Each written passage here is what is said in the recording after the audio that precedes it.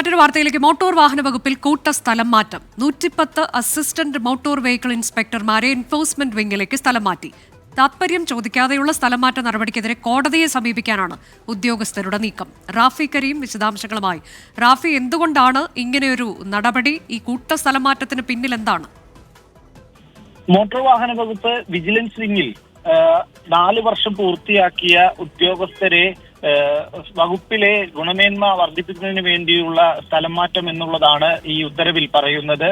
പ്രധാനമായും 110 പേർക്ക് 110 assistant motor vehicle ഇൻസ്പെക്ടർമാർക്കാണ് ഇപ്പോൾ ഈ സ്ഥലം മാറ്റ ഉത്തരവ് വന്നിരിക്കുന്നത്. 4 അതിലധികം വർഷമോ പൂർത്തിയാക്കിയ ഉദ്യോഗസ്ഥരെയാണ് വിവിധ ജില്ലകളിലേക്ക് സ്ഥലം മാറ്റുന്നത്. എന്നാൽ ഇതുമായി ബന്ധപ്പെട്ടുകൊണ്ട് ഈ ഉദ്യോഗസ്ഥർക്കിടയിൽ ശക്തമായ പ്രതിഷേധം ഉയർന്നിട്ടുണ്ട്. കാരണം ജനറൽ ട്രാൻസ്ഫർ നടപ്പാക്കാതെയാണ് ഇപ്പോഴത്തെ ഈ സ്ഥലം മാറ്റ ഉത്തരവ് എന്നുള്ളതാണ് ഉദ്യോഗസ്ഥർ ആരോപിക്കുന്നത്.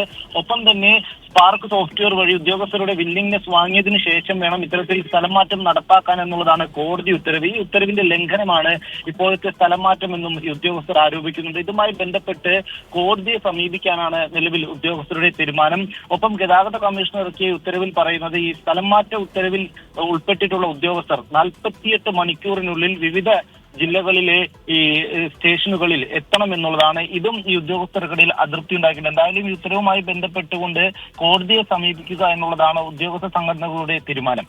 ശരി, മോട്ടോർ വാഹന വകുപ്പിലാണ് കൂട്ട സ്ഥലം മാറ്റത്തിന്റെ ഉത്തരവ് പുറത്തു വരുന്നത്. 110 അസിസ്റ്റന്റ് മോട്ടോർ വെഹിക്കിൾ ഇൻസ്പെക്ടർമാരെയാണ് എൻഫോഴ്സ്മെന്റ് വിംഗിലേക്ക് കൂട്ടമായി തന്നെ സ്ഥലം മാറ്റിയിട്ടുള്ളത്.